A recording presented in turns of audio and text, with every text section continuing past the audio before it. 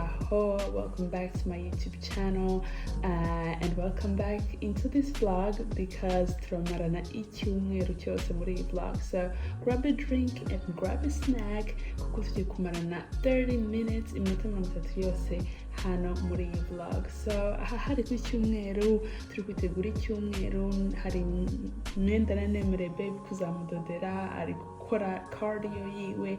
You guys, ubu bushyuhe mwarabwumvise muri iyi minsi ishize. It was crazy. Indabo zanjye nakoze ikosa ryo kuzisohora ariko nabimenye ari too late. Izuba ryishe indabo zanjye kuko ryari rikaze cyane kandi zimenyereye ubushyuhe busanzwe bwo mu nzu. So yeah, it is what it is.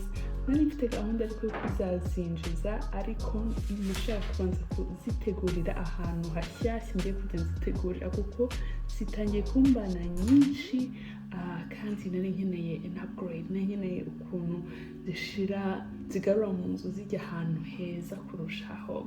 So are you guys ready to see what I did? Listen, amanota yanyu ku icumi ariko reka turebe. Niyemeje gukora ubundi bukorikore. Ubushize muri vlog ubushize twasangiye ukuntu iki gikuta nagishize mu turongo tw'umukara n'ibiki byose. So nimba iyo vlog utarayireba sinzi ikintu utegereje. I don't know what you're waiting for, okay? But if you want to see how I did this accent wall, very simple, a simple DIY, go check out my last vlog. Today, bafitiye ubundi bukorikore nifuza gukora maze amezi tekereza mu mutwe because I knew that you guys know I'm crazy about my plants. They are my babies. So nari nzi ko n'ubundi nzagera ku mubare ukambana mwinshi ko hano nazishiraga usanzwe hano hazambana hatoya. So it's time that we upgrade this corner. Mbega muri make tugomba gushaka uburyo tubona more space for my plants. Nakoze igishushanyo nk'architect hano. Shout out to my boyfriend. So abantu bakora umubiri cyangwa se bakora siporo barya amaproteine menshi, nanjye ubwanjye ndayafataho kuko muri iyi minsi nari ndi gukora akantu k'agasiporo. So iyo ibi bikombe bishize ndabibika ko mashaka kubibyaza umusaruro. Hari bimwe nabashije gukoramo ama vases. I did make some vases out of these, but today we are doing something totally different with these. Okay, I got 4. Yes, I got 4 of these, so we will see what we can make out of them. They are huge, people. They are huge. So what else do I have? Let me show you guys what we have. We also have 2 panels. Ni ibintu byazanye n'ameza dufite mu gikoni ariko kuko tugiye dukenera ko ayo meza tuyagira manini, n'ibintu ushobora gushaka ku meza akaba manini kurushaho ariko kuko tuya tubikenera navuze ati why not use these 2 panels nk'ama etagere. I don't know if you guys can understand. Niba wenda igishushanyo nakweretse hari ukuntu ndi kubitekereza. Of course, I got a glue gun nza gukoresha fatanya bimwe na bimwe mu bintu, and dufite n'akangaka narisanganywe aka kabati murakazi narisanganywe nterekaho indabo ubusanzwe. So yeah, well, mubane nanjye hano kugira ngo turebe nimba ibintu mfite mu mutwe nza kubasha kubishyira mu bikorwa. Mfite amatsiko menshi cyane n'igihe gito cyo kubikora. Ndashaka kurara mbirangije bikava mu nzira kuko indabo zanjye zimaze iminsi ziri hanze, and I'm not sure if the sun outside is good for them. I'm not sure. I think it's so heavy for them. They're not used to it. I'm seeing some changes, some damages. So ndashaka kuzigarura mu nzu vuba bishoboka kandi bya byiza nzigarura mu nzu ahantu nyine hari upgraded. Okay, tudatinze mu magambo rero, let's go. First things first, we gotta clean up this corner. Ntabwo hasaga nabi cyane ariko ntihabura utuntu tuba twatakaye hirya no hino. The glue gun is on. Iyi glue gun nayiguze kuri CDiscount. CDiscount ni ahantu ngurira ibintu nkabyishyura mu nshuro nyinshi zitandukanye. Nigeze kubibabwira muri vlog nabakoreye mu gihe cya Noheli. Kazana n'amaglue nka 50, glue sticks nka 50. So this is so good. Mu gihe glue irimo irashyuha ibi bintu tugomba kubikuraho igishishwa. Shout out to Chris from Nutrition, where we get our protein stuff. So it's a store in Paris, and they always got us covered. So shout out to them. I'll be back when I finish this, okay? So we are only going to glue the covers of these protein containers. So we are only going to glue ibi bipfundikizo. Ndakeka ko glue imeze neza yashyushye bihagije. Tangiye gusukika, sinzi niba muri kubibona. Let me add another stick. Iyo wongeyeho akandi gati bisunika n'akandi kari karimo imbere.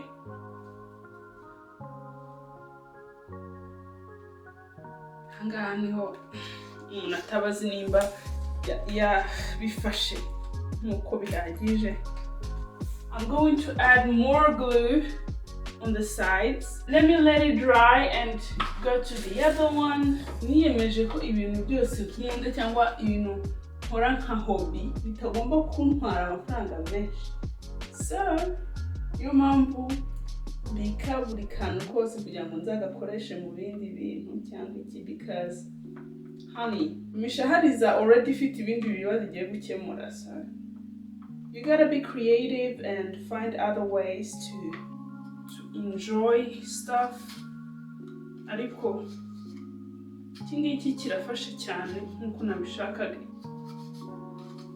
I got a message. No, nothing too important. Nari nazimije ya glue gun ariko nsanze naba nihuse. To make it look cute, so mfite aka kagozi hano, and I want to add it to this area, and then I think that is gonna add a natural touch to it. So I want to try it. I don't want it to look ugly and just like this. This is ugly for me, so I want to add this around this area. I'm sure it'll look much better. Kuko glue yari iri kugaragara, murabona ukuntu glue igaragara kuri iki kintu.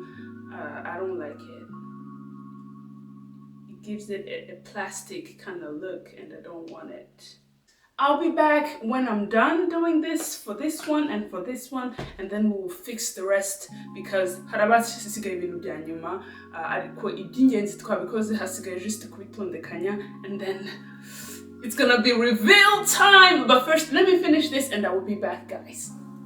Guys, there you have it. It looks much cuter. I love it. Very artistic and very natural at the same time. Yeah, birarutwa nuko byari bimeze mbere yaho wabonaga iki glue, wabonaga iki plastic and everything. So it's time to fix up everything because we are pretty much done. Mazundi tubyensitare hano inyuma. So let's go, you guys. So muri kopiyera imipfundikizo. All you have to do is pretty much close and also close, like so.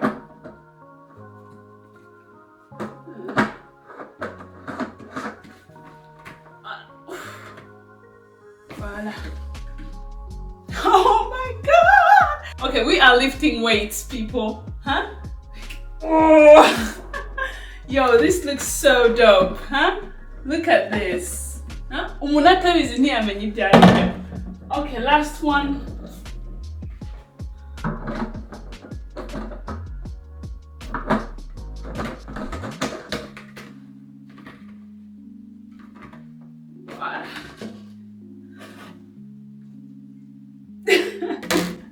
Hello.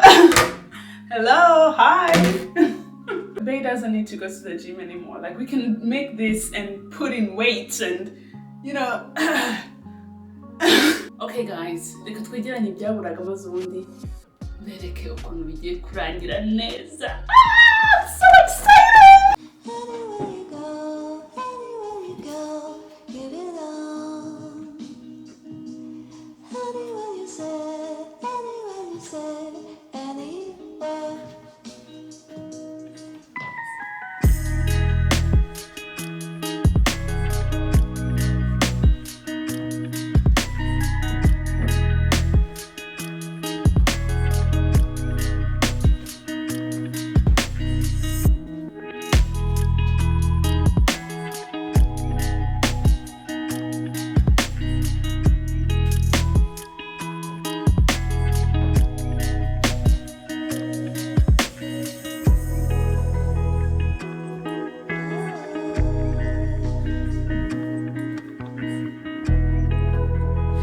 guys, igishushanyo murakibuka sinzi nimba kigaragara hano. You guys remember the drawing we made? Like it looks like it. Like, oh my god, look at this beauty right here. I can't wait to add my plants and just see what it, see the results. You guys!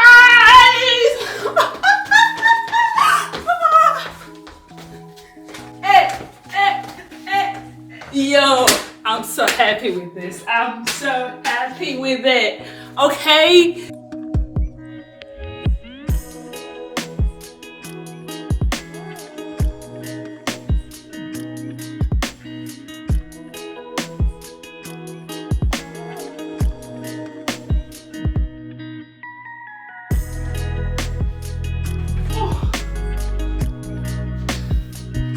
Okay, all the plants are back inside. Sorry for the mess. Okay, let's go, people. I've never been this excited in my entire life about plants. Yo! Okay, where do we start? Let's take a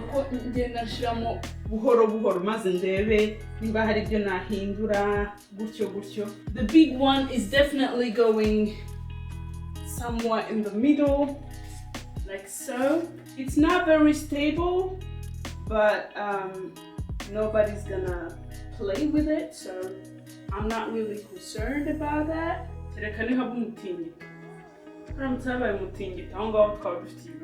Ibiti byose bifite ukuntu bimanuka bigomba kuba hejuru, so nakareka tukongereho hano. Baby, like your style. Guys, please comment below. What do you guys think so far? Let's use this.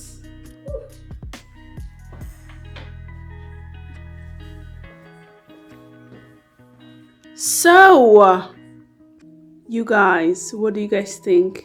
I think that this looks fantastic. This looks like it came out of a magazine. I don't know. Something. Okay, let's get a closer look.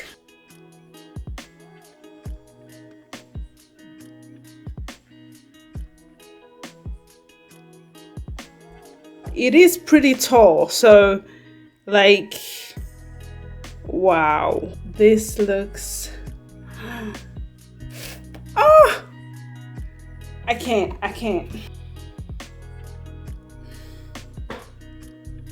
Come on, people, come on, guys. I mean, I am lost of words. I am, this is crazy. This,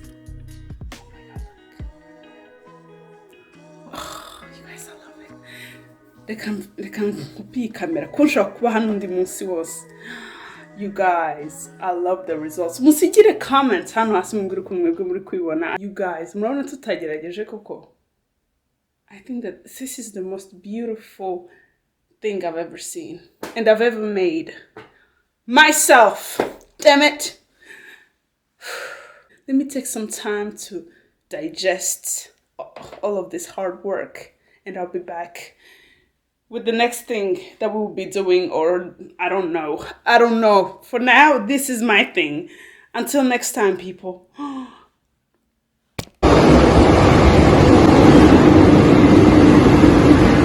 So, ahangaha hari kuwa gatandatu mu gitondo twazindukiye i Paris mu mugwa mukuru w'Ubufaransa.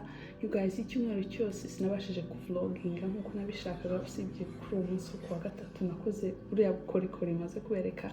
Ariko uyu munsi twa twagiye i Paris naherekeje babe muri za gahunda akunda kujyamo i Paris akansiga, ariko kuri iyi nshuro twari twajyanye. Abagiye kureba coach wiwe bagakora up bagacekinga on the physique, on the body, so ntimwikange nimubona yambaye atambaye nako. So this is just a routine, okay? Nawe basobanuriye baba bagomba kureba ukuntu ahagarara, ukuntu impande zose zisohoka. And this is also the perfect timing for to grab other supplements. Shout out to Chris Farm Nutrition, our supplement store down in Paris. Nibo baduha supplements zose umuhungu wacu aba akeneye. So hano muri kubibona baba bari kureba ibyo akeneye, ibyo afata uyu munsi, ibyo azafata ikindi gihe, iki n'iki. This is so cool. So it's actually my first time coming with him for a routine check, you know. So usually he comes alone. Les deux. Et la place, tu pourras enlever les sachets et lancer les boîtes. Crème de riz, ok. En fait, il n'y a que les potes. Il n'y a que les potes. En général, c'est que les potes. Et puis voilà. Bon, et ben écoute, je te ferai un colis comme ça. Nkuko nababwiye ntabwo twahatinze. We only spent like a few hours in Paris and we had to get back home, and I actually had something very special waiting for me, a very special delivery. I just got a new delivery from my mom as usual. Hano rwose mba nateteshejwe si ibanga. Iki giti yanyohereje uyu munsi kimaze nk'icyumweru mu nzira kuko cyarazaga bakambura ntibambone ndi ku kazi, naba nagumye mu rugo ntibaze kubera impamvu ntazi ubwoko. So finally 1 week and 2 days. Oh my god, and of course ntabwo yohereje igiti gusa. I love her. She sent tea, she sent ubunyobwa. Ubunyobwa tuzi ubushize bwohereza twaburiye mu minsi mike cyane. Oh, this trio, so beautiful. Do you guys see the colors? Do you guys see this? We're gonna be enjoying this one, y'all. Ndabona kikimeze neza. You guys, come on. Imana iha umugisha wa mama. Icyayi cy'u Rwanda, of course. Utu tuntu we. Sinibuka izina ryatwo ariko utwambere. Ngiye kwiba moto. Ko nahekenye ubu ngubu. Nibuka ko twagera tuturya mu mapate. Oh my god. Oh my god. Bae's gonna go crazy. This. Then what caju? Ibi bintu ukuntu abikunda. Last but not least. Oh my god. Tutukomo. Twari kuza ubushize disi muri package y'ubushize, muri kwa package y'ubushize yari irimo imyenda ivuye mu Rwanda. Nabwo harimo ibiti. You guys, much hano badutetesheje. So thank you mom. Mwah, mwah, mwah. Hari abantu hano baza gukora umunsi mukuru.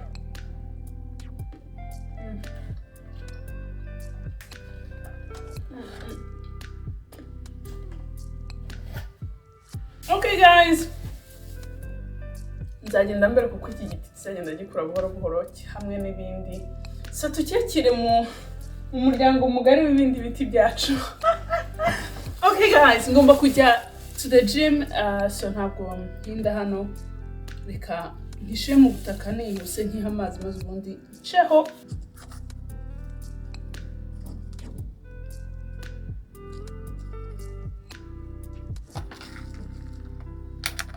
Iryo joro hari b'abaturanyi bacu b'Abasenegale bateka ibiryo biryoshye bari bongeye guteka, so we had to taste this mafé, Senegalese mafé, which was amazing. Bae's favorite dish. So on Sunday, where the sun was still out and we enjoyed the sun, not too long because after like 30 minutes, y'all, it started to burn our skin off. So so we were listening to some gospel songs and some other songs in general. Bae was the DJ.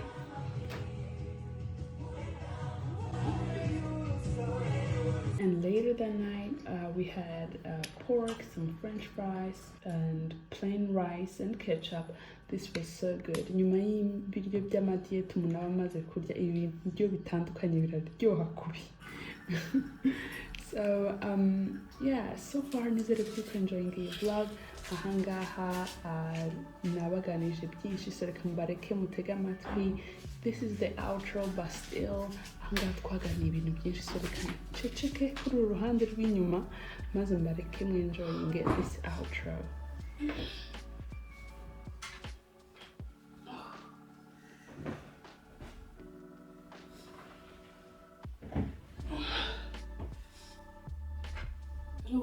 You guys, I am not feeling very well.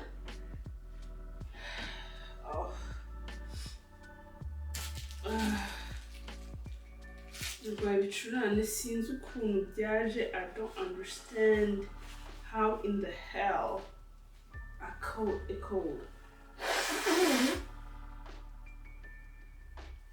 I don't understand. The weather is nice, the sun is shining, and me, I'm feeling warm and cold at the same time. I can't really enjoy this nice weather, you guys. Yeah, uyu munsi ndi mu rugo sinakoze. Ariko byiza iyo mba ntarwaye kugira ngo enjoy uyu munsi kurushaho, ariko it is what it is. Nabyutse saa 2 za mu gitondo, kuva ubwo ndi kugerageza kweditinga video, reaction video. Nabashije kweditinga reaction video 3 uyu munsi, hasigaye kuya uploadinga, which is taking me a lot of time because ikintu nkoresha kugira ngo uploading on YouTube ntabwo byose nakora icyarimwe, so it needs some time, one video at a time. So now one day I'm trying to drink a lot of tea. There is ginger, lemon and honey in here. It's still hot. It's so hot. And natangiye kujya kuri bwa bunyobwa mama yanyohereje, murabyibuka dufungura yapaki. So yeah. I'm actually trying to be productive. I woke up this morning and I sang. I woke up this morning and I shared a little karaoke version of I Would Rather Go Blind from Aretha Franklin. Yeah, abantu nkurikira kuri Instagram, Snapchat. Hagati aho numva unkurikira kuri YouTube, hagati aho unkurikira kuri Snapchat cyangwa Instagram. What are you waiting for? So follow me there kuko basangiza ibintu byinshi kurusha no kuri YouTube as well. Hari ibintu ntajya shira no kuri YouTube. Cyane n'utuntu tuvidewo tugufi cyane, you know. Anyways, maybe let me share that karaoke version here. I will put it somewhere in the video.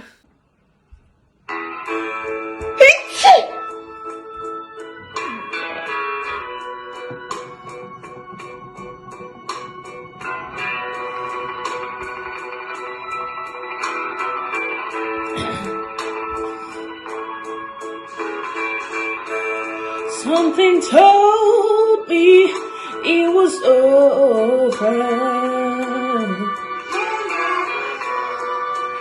when I saw you and her talking. Something deep down in my soul said, cry, girl. When I saw you and that same girl walking around, ooh, I would rather go blind, boy, than to see you walk away from me, child. Ooh, so you see, I don't wanna watch you leave me, baby. And most of all, I just don't wanna be free now. Ooh, ooh, I was just thinking of your kiss and your warm embrace, yeah. When the reflection in the glass that I held to my lips now, baby, revealed these tears that were all on my face. Oh, anyways, I was saying I love singing. Ni ibintu bifasha kuruhuka mu mutwe, kuvidura umutwe. Akenshi iyo numva naniwe cyangwa se mfite stress, kuririmba biramfasha. Ni nka therapy. Kimwe n'izi ndabo zanjye ni ibintu iyo mbirimo mba ndi kure nibagirwa ibindi byose, so I don't know niba hari bamwe muri mwe bameze gutya cyangwa niba ufite n'ibintu ukora kugira ngo umve ko wividuye, you know sometimes it is necessary. Ntabwo nshatse kuba ko umuntu abaho ubuzima bubi cyangwa se ubuzima bw'agahinda. Umuntu uwo ari we wese muri iyi si hari igihe aba yumva ufite stress cyangwa ananiwe cyangwa iki. Yeah, it works for me. I don't know about you, but yeah. Ntabwo ndi umuhanzi. Should I start a career of singing? I don't think so. I don't know. Let me know what you think. Mumbwire, ariko hari abantu benshi baririmba neza kundusha. Ibyo ndabizi si ibanga. Kandi ntabwo aba ari amarushanwa ndimo nk'uko nakubwiye. Njye biramfasha ku giti cyanjye rero. Hari igihe mba numva nabasangiza. Anyways, I guess in case iyi vlog nicumbikirije ahangaha, mwakoze kubana nanjye. Gahunda y'uyu munsi ntegereje ko babe ava ku kazi akanyandikira wenda tugahurira gym, nkakora a little bit of cardio because iyi minsi ntakora niyo minsi yonyine mba mfite umwanya wo kujya muri gym. Iyo nakoraga ntabwo njya muri gym. Yes, byarahindukanyije, kera narabibashaga ariko so nubwo numva mu mazuru mu mutwe byafunganye, ariko working out is something that I still want to do. And by the way, nigeze mbasangiza results za workout maze iminsi nkora. You guys, iyo abantu kuri YouTube ntabwo ntibasangiza ibintu byinshi. Let me share with you guys ukuntu navuye mu kwa kabiri meze n'ukuntu navuye muri uku kwa gatanu kurangira nari meze. Umubiri wanjye yarahindutse, ibiro bigera muri 4 byavuyeho kandi n'ibinure biragabanuka. Ndasiga ifoto hano murebe. Yeah, again, nkuko twari twarabikoze umwaka ushize. Umukunzi wanjye, my boyfriend, wabizi ko kuri ibintu bya siporo, ni umusportif, so yaramfashije abangira inama, yambwiye ibyo ndya.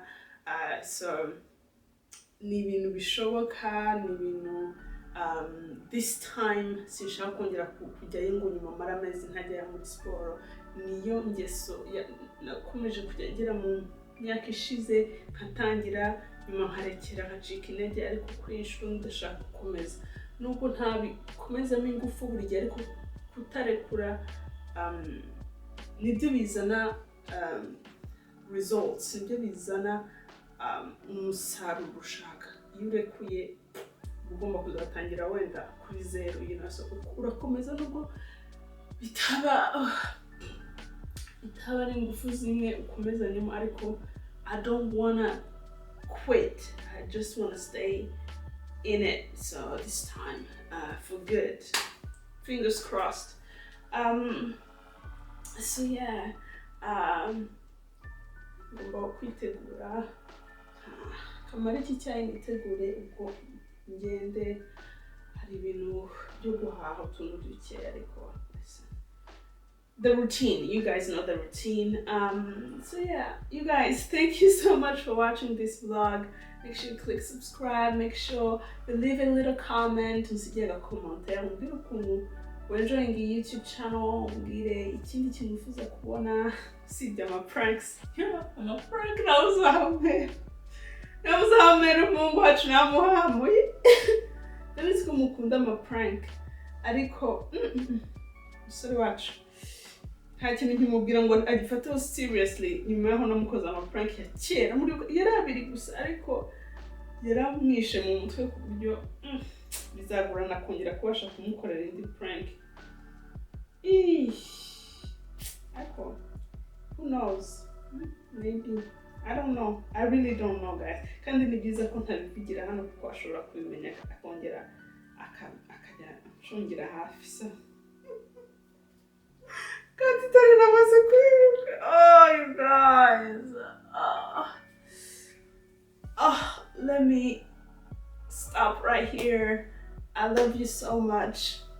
Sigenza nkumbuye abantu banje buri gihe sigenza kubera ko ntagifite umwanya wa YouTube nka mbere ariko sigenza mbakumbuye and I love it so much. So thank you so much. Make sure you follow me on Instagram, Snapchat, and subscribe to this YouTube channel. Ndabakunda cyane ubwo ntawe utamu yindi vlog cyangwa se mu yindi reaction video cyangwa se mu yindi video yose nzashira kuri YouTube channel. Ndabakunda cyane. Bye guys.